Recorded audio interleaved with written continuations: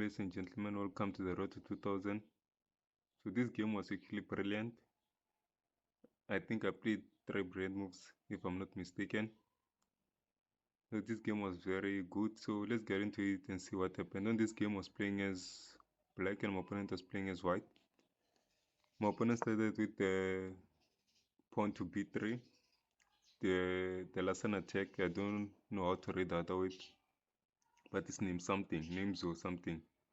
I just call it the Larsen Attack. Then after that, I responded with the Sicilian defense. Then my opponent continued with their Larsen Attack opening with the English variation. Then of course I played my natural Sicilian defense, but this is not really the line because this is no longer a Sicilian defense. If I played the knight first, it will be Sicilian defense, but I played the pawn instead. Then after that, my opponent played pawn to e3. Then I played knight to c6. Then my opponent played pawn to h3, which is an inaccuracy because that move is just a waste of a move. Shouldn't make unnecessary pawn moves. That's the chess principle. Don't make unnecessary pawn moves. Then I continued doing my development, played knight to f6. Then my opponent played knight to e2,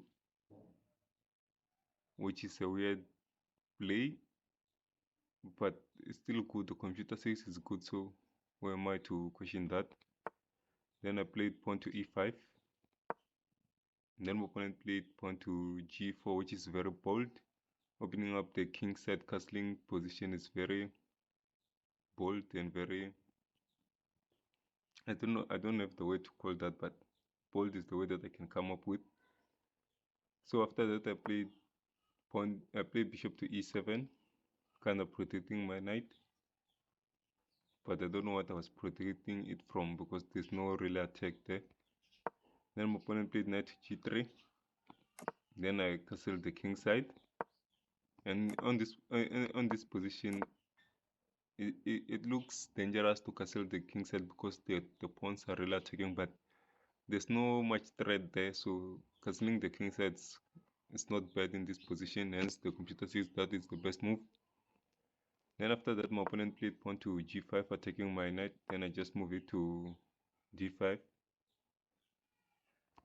Maybe if I moved it to if I moved it to d7 was better, but I think the best move is to move it to e8. But I don't like taking my pieces back, so I moved my knight to d5. Then my opponent played pawn to h4. Then I played bishop to e6, protecting my knight for future attacks. Then my opponent played g2, the future attacks that I was preparing for protecting my knight, of course. Then I played queen to e8, which is a mistake. But the idea of playing queen e8 was after I played pawn to f6, so I can that pawn will be forced to take that pawn. We don't have the opportunity to move, so you can open up the king because there's an option of moving here. Then if after I take here, then the king is opened up. That's why I played queen there, so I can protect that square. Then after that, my opponent took, of course. Then I took back with the bishop here. I should have probably took back with the knight. That's the best move. But taking with the bishop relieves this pawn vulnerable here, which my opponent took. So that's why that was not a good move. Then after that, I played queen to g6 because my queen was under attack and also attacking the bishop in the process. Then my opponent attacked me instead because the bishop is protected by the knight. So I played queen to h6, which is a great move. Then my opponent took the pawn on b7, which is a mistake. The best move was to play pawn to h5.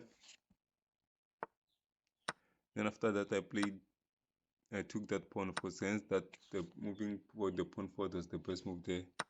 Then I didn't take back, I just took with my bishop to h4. Then my opponent made the blunder, so this is where the game really ended, or this is where white actually suffered. After my opponent played rook to f1, protecting that check right there, I started with I saw the move of attacking the rook with the bishop, but I saw that that doesn't really give me anything because I wasn't sure if sacrificing my pieces was the best move, but I did it anyway because I saw that the king doesn't have really much spaces to go. So I just sacrificed my bishop.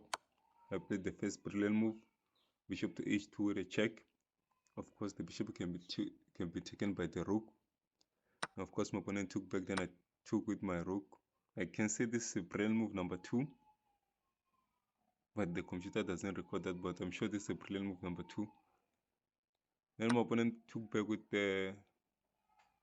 king to f2. Then I played queen to h2 with a check.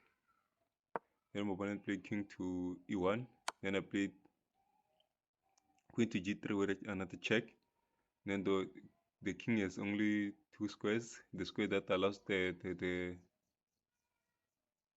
fork, I can say the royal fork with the bishop, or the option that my opponent took. But the best move here was to allow the queen to die. But that doesn't really save the white position. Then after playing king to f1, it was like mating in 7 moves. After that, I played knight to another brilliant move. I played knight to e3 with a check. This is kind of a fork. Of course, the knight can be taken by the pawn, which my opponent took because it's a fork. Then after that, I played rook to f8 with a check. Then my opponent protected with the bishop. Then I took with another check. Then my opponent played king to e2. Then I played rook to f2 with another check. Then my opponent played king to d3. Then I played knight to b4 with check. Then my opponent played king to c6 to c3. Now the king doesn't really have any spaces to go anymore. So that's the next move has to be checkmate, or the next check move will be checkmate. And after that, I played check with the queen. And the only piece to protect is the queen here. That's the first move. So the queen protects the king. Then after that, I just played rook to c2 with checkmate. So that's how I played my 3 brilliant moves. I'm not sure that the rook move was a brilliant move, but I think it is a brilliant move, but I'm not really that sure. So that's how the game actually played out. That's how the game ended. So thank you for watching. Please subscribe, hit that notification bell, like, comment, and share. Bye bye.